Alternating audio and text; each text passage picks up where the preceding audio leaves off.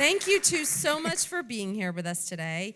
And I would like to start this off by saying that your musical is all about the redemptive power of music and rock. Yes. And we would be remiss in not acknowledging that a music icon just passed away, Prince.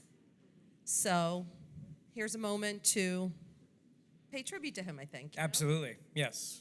And actually, anytime an icon of the rock and music world dies, in the show, we actually have great spots in the show and where to place their name, replace it with something. So there's a part in the show tonight where I hand out CDs to the kids the first time they're ever going to listen to something. And so I'm going to go and do my research, and every CD I'm going to hand them is going to be a Prince CD as part of the show. So that's the thing. Amazing. Oh, please, it's not a charity. It's just something that we do, and nice when people do that. I think it's a nice thing to do because our whole show is about the empowerment of music. Exactly, and about finding yourself through music. Yes. Being woken up by music. Mm-hmm. So for each of you, what is the first song you remember hearing that really just killed you? Mine's really embarrassing. It's Billy Ocean. Thank you. 1 Billy Ocean fan. 2, including me. It was Get Out of My Dreams and Into My Car. and then probably directly after that had to have probably been an Aerosmith song. That's respectable. Yeah. I applaud your honesty. Yes, it's embarrassing, but I didn't get into this for the not embarrassment. I have no idea how to answer that question. I just, I don't have a specific answer to that, but yeah, it's just always been, music has just always been in my life. I always remember listening to records growing up. My parents played records, so the sound of records is very different than what we have now. And I will always, I think, have a really nice feeling around that. So, but I have no specific answer for you. Thank you so much. That's still a good answer because the sound of a record playing is... That's my answer. Yes. And Sierra here is a veteran of The Great White Way, The Little Mermaid, Phantom of the Opera. And this man right here, yes, Alex, has gotten amazing reviews. Both of you guys have gotten amazing reviews for your performances, but I want to quote the New York Times review. Oh, God. Sorry, now you can hang your head and pretend you're not here. Okay. Mr. Brightman never makes the mistake of trying to upstage his young co-stars. He gets down with and brings out the best in them in a performance as notable for its generosity as its virtuosity. Yeah, I second nice. that because I watch him and I second that very much. He is able to, it's not just a star turn what's happening for him. We're going to talk like he's not here. I love doing that to people. Yeah, he is, if you ever meet Alex, he is very gracious to the kids as well because the kids and him are really what make this show. It's just extraordinary to watch. It was super important to me with this because we decided early on that the big difference between the movie and the musical is that the movie was a lot of close-ups on Jack Black, and it should have been. It was his journey. And this show is directly focused more on the kids. And we made that choice really early on that we saw way more backstory, why they were so uptight, why they needed to be let loose by my character. So if anything, I am the lead of the show, but kind of, in my opinion, I'm the secondary character. Like, they sort of take the front, and that became so obvious early on that if I were to step on over that, I think it would be really noticeable in a negative way. So all I did was just make sure that they're as close to the spotlight as possible, and they're unbelievable. They are. So They're amazing. it makes it easy. How did both of you come to do this? Let's start at the very beginning. This show or this career? No, the show. Oh, the career, we would probably need a very long time. Let's go with the show. I won a contest. No, I'm just kidding. You won, was it a radio contest? Yeah, it was a radio contest. Okay, cool. The quick version, because this is a long story, is that I did the reading of this with Sierra at a table, and I played one of the kids, because they just had all the adults playing kids just to hear the script. And afterwards, Lawrence Connor, the director, took a shine to me and sort of my attitude and just my overall outlook on how silly theater is, and it's not the be-all, end-all of anything, especially with wars and stuff going on. And he just sort of liked my low maintenance of it all and asked me to audition for the show, not for the lead. And then as I kept going, it sort of became more and more apparent that everything I've done leading up to this year has been prepping me for this. I've done improv, I sing rock and roll, I play guitar, I hate kids, and so it just worked, and there was this amazing alchemy with the support of Andrew Lloyd Webber and Julian Fellows and Lawrence Connor, who, rather than trying to say, do our script that we wrote, they were so hungry to say, no, please create, invent, collaborate, which, I mean, directly spoke to my improv heart. And so after a while of improv and figuring it out, they decided to offer me the role for the workshop, and then after the workshop, they asked me if I was interested in doing it on Broadway, and how do you say no to Andrew Lloyd Webber? I imagine you just say, you know what, let me think. Yeah, I should have held out for like a way more money. That's what it is. Because that's what I'm doing it for.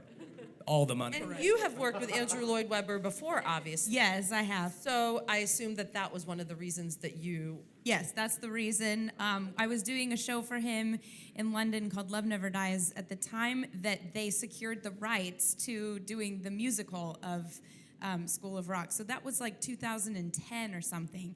And I was at a dinner at his house, and he and Madeline Lloyd Webber, who is one of our producers, were like joking about me playing the principal, and at one point, like, put your hair up, put these glasses on, and just like, yep, and that was it. And so then years later, it was always the show that I was like, yeah, if that happens, because as we know, so many shows never get to make it to Broadway, but then yeah, it was a year and a half ago or Yes. something that we did the first reading of it. Which is unprecedented for basically 98% of shows that make it to Broadway. Usually it takes about 6 years Yeah. at very minimum. This to put one some- is the fastest one we've ever been involved in that's come. Was it because the cast came together? Or A was lot it of things the magic came together. Of Andrew Lloyd Webber? Definitely that. It does help that when you're your own producer and you want to get things done, you make it happen. But also, we did, with all the really creative and encouraged development of this, with all the improvised scenes we ended up doing throughout the workshop and throughout the process of Broadway, it just became so clear it was like ready to go. And why squander it? Like, it was just, we were ready.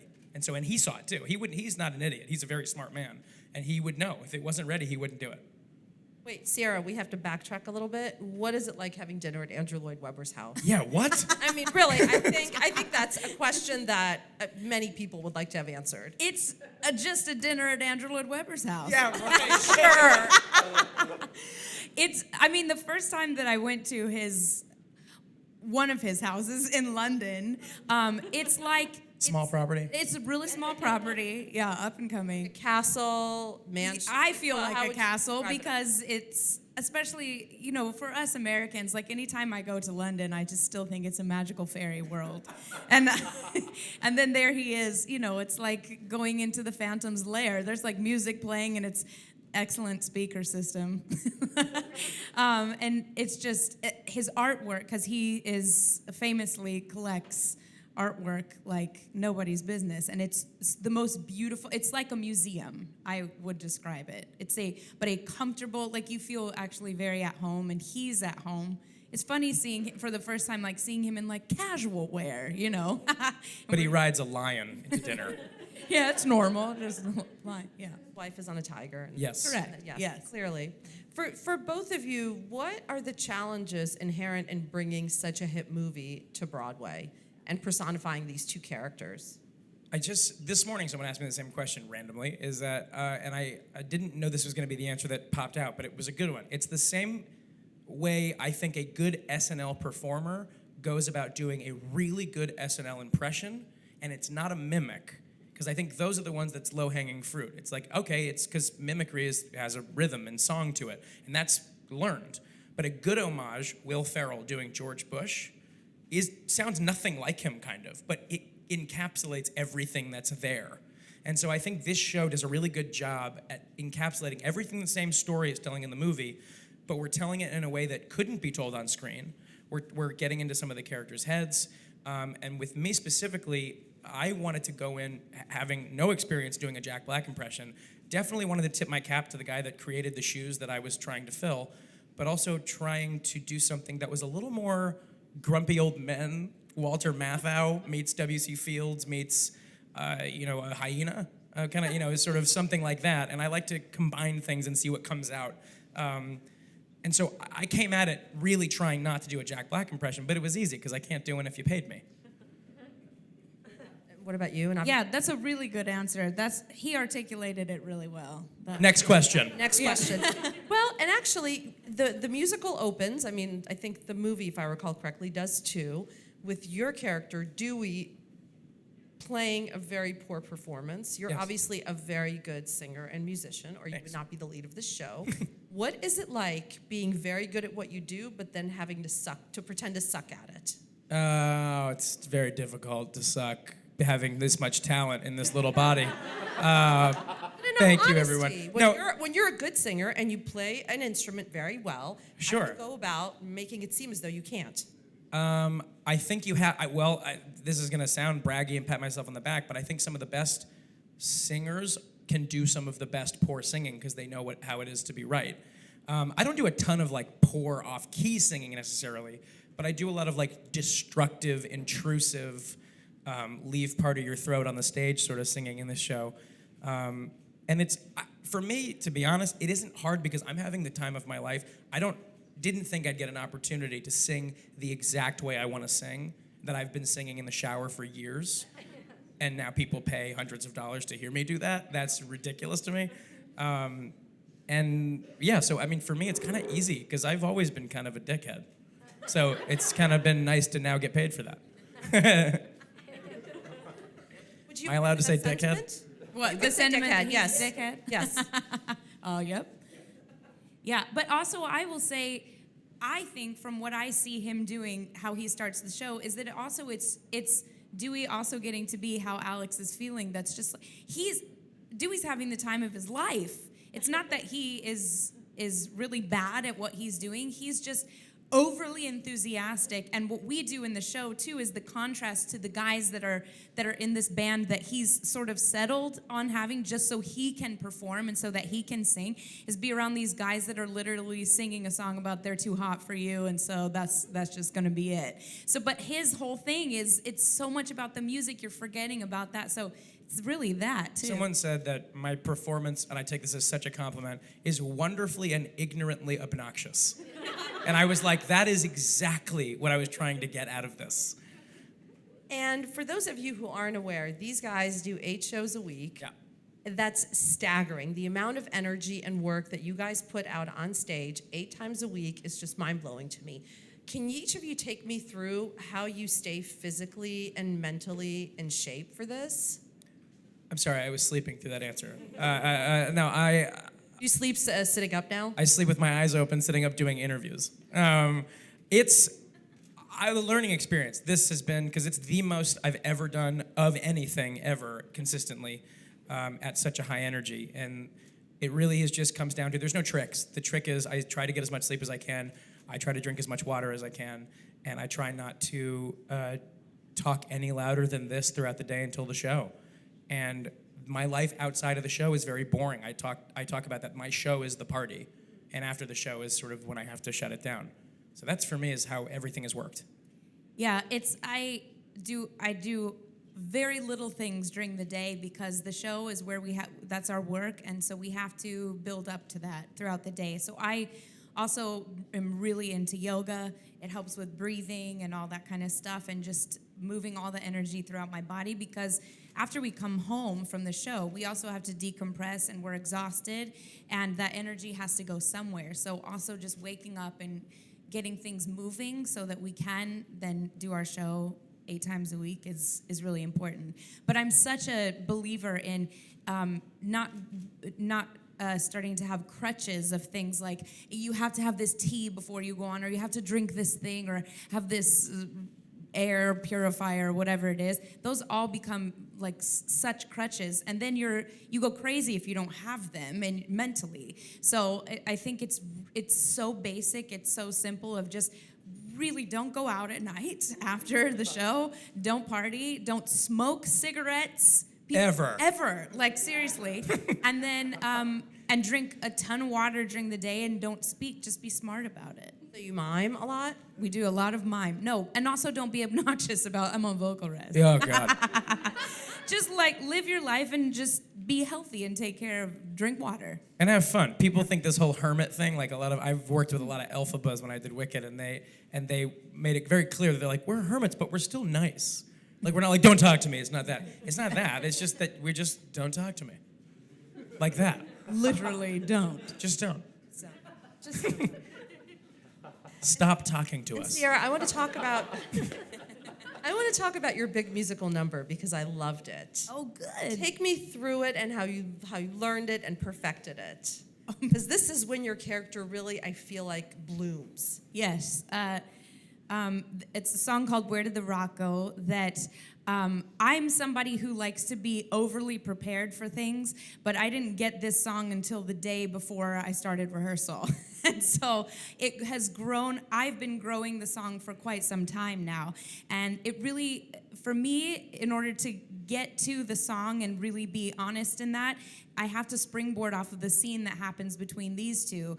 There's a number of things that happens for the character that she starts off every day with perfection being the thing she's striving for. It's in all her lyrics. It's in the alma mater that she has the kids singing about. They're striving for perfection. They're striving for everything to be, well, just perfect. Back straight. And yeah, everything is exactly how it's supposed to be, and she is a control freak. And that is, that does not help a person in their life. And so she is she's bottled up. And then this man comes in and completely, they change each other because she's on one end of the spectrum and he's on the other. So by the time that he throws her completely off her game once he finds out she's a Stevie Nicks fan, she's totally screwed because once he says, come out with me, she's never been asked out. And we now are she's completely out of her comfort zone in a bar she has not ever been in, but has been curious about. And then he starts playing music, which is what it goes back to, which I've really been discovering lately. It's not about that she's getting drunk.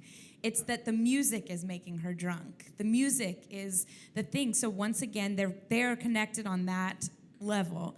And then it is through that she realizes, oh my God, I have forgotten about that. Because in our lives as humans and as these characters, doubt is learned behavior. And perfectionism is learned behavior. So at the core of her is a Dewey. And at the core of him is a Rosalie, Roz, more affectionately known. And so by the end, they become more balanced. But I love that scene anyways. And my acting coach said to me when I was working on this, before we started rehearsal, Alex Brightman, said that by the end of the show, I should feel so good. I should feel so free. And that's what has to happen within that song. And do you? Yes, every time. And if I don't, then I know I got to try it again the next day. That's what's great about doing 8 shows a week. Is that you can always correct it if you catch yourself doing something wrong. And it's not even that it's wrong, it's just where it was honestly that night. And then, we can play a show twice a day and it'll feel different, Can you guys instantly read an audience? Yeah. I think that audiences certainly are the last character sort of involved that you kind of don't. It's that sort of, which I love, that improv aspect of like, we know what the show is. We can do the show now by rote.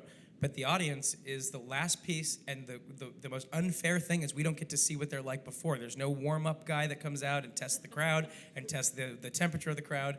Usually, with our show, it's pretty great because we have an easy way in because it's uber comedy, it's rock and roll, it's fun, it's bouncy. There's been like one audience, which I wouldn't say is bad, because I don't think there are any bad audiences really, and a lot of quiet audiences people think are bad, but we had one last night that was quiet but so with us and listening that that's all we need. But there has been one in this time, and I think about it way too much. I know which one. Yeah. They were identityless. And what I mean by that is like an audience, like you guys are all however many people, but you come together as an audience for these 2 hours or an hour and a half, whatever this is, and you're all one thing. You laugh together, you decide to laugh together or not. See? And so, but this audience it was like pockets of hilarity, followed by shushing, followed by crying, followed by some people getting up. And it was just this weird flea market rather than like an audience. And I went backstage and I said, the only word they can come up with is they were like, they didn't even know who they were. Yeah. And so it made our job really hard because we didn't know who to do the show for. Yeah. So we just did it for ourselves. We made Yeah. ourselves laugh. How do you guys keep it fresh every night that you don't get bored? It's no problem for us. No The two of problem. us, we have more fun on stage than anybody on earth. My mom always says, like, are you really giggling up there? 'Cause Yeah, your dad asked me that the other day. His parents have come like a couple of times. a few times, just once. 35. No, so many times. But they love it. And and his dad said to me at stage door, he's like, were you guys cracking up on stage? I was like, no. And he was like, because you just look like you're just having so much fun in that bar scene. Because when she's letting loose, then finally, everyone finally is like, oh, thank God, is this hell There's a is human tight. being in there. Yeah, exactly. And this show, like, that I'm not a big fan of messing around on stage. Like, I'm not a big fan of trying to break people and stuff like that. I think the show's funny enough, and I think it's for the audience. So if we start laughing, the audience is like, well, what are we supposed to do? And I think that this show affords to have fun in disguise. Like, we're having fun anyway. So there's no, like, there's no one dying. There's no one contemplating, their life and mortality in this show. It's not Les Mis. It's a am. great, but me too. But it's, but there's no, it's like, it's just pure fun with some heart added and sprinkled in, and you can't get better than that. And last question before we turn it over to the audience. You guys have very clear chemistry, and you seem to legit like each other. Would you be able, are you going to propose? Are we doing it? Can't tell if my girlfriend's watching. Ginny? But do you think you'd be able to do a show as effectively with someone that you didn't get along with? Wow, that is a great question.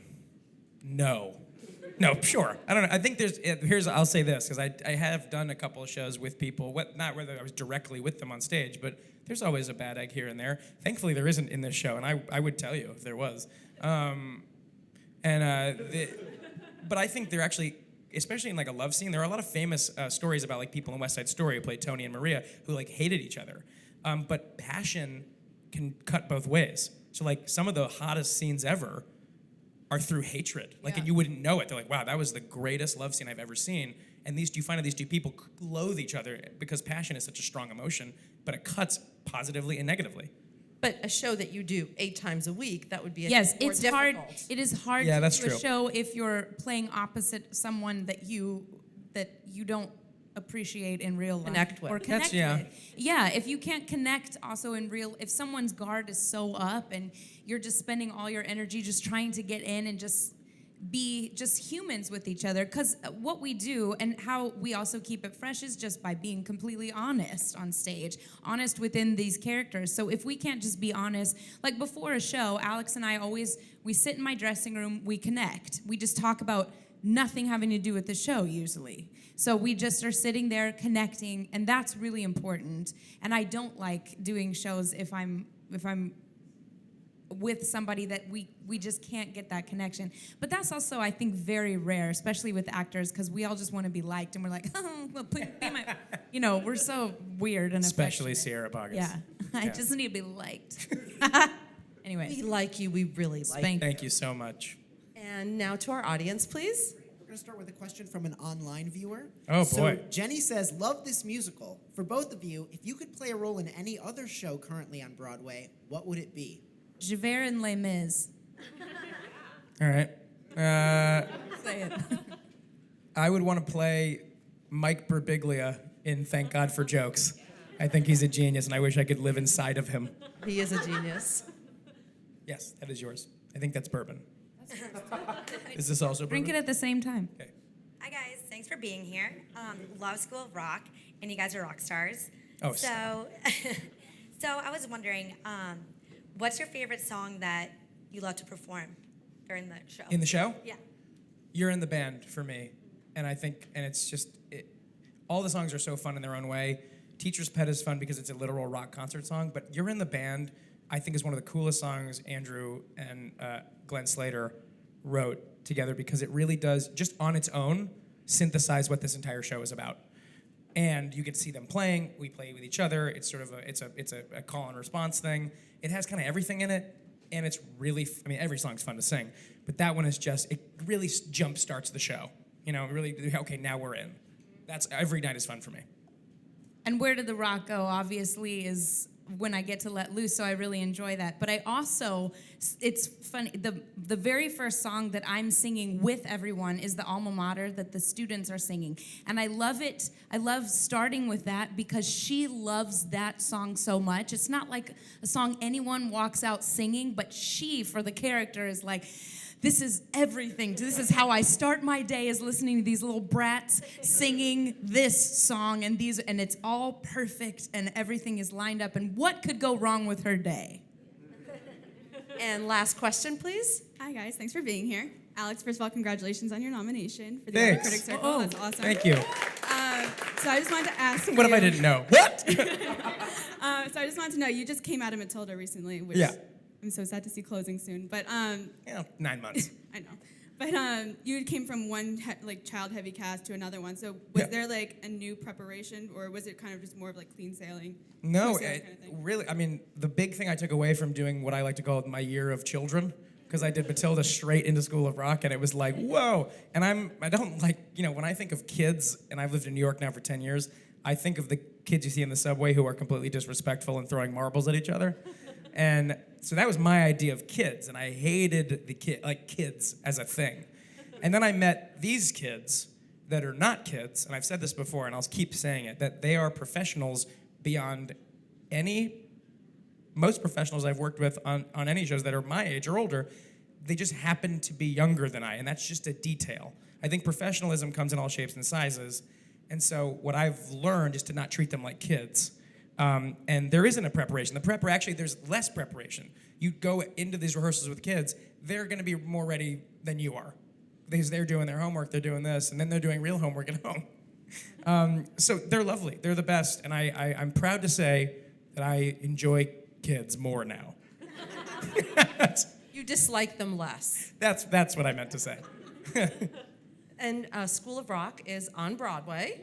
It is? It is! Let's go see it. Wow, that sounds You guys great. should see it tonight. 8 o'clock, right? Yeah, who's in it? I don't know, these two. I don't know. Actually, it's 7 o'clock tonight. Early shows. Oh, yeah, 7 o'clock. Oh. Get those Oh, kids to bed. the best. That's us. Get us to bed. Kids stay out later than us. The kids party. Yes. They Tear party up. so hard. Thank you two so much for being here. Thank you. Alex. Thank you.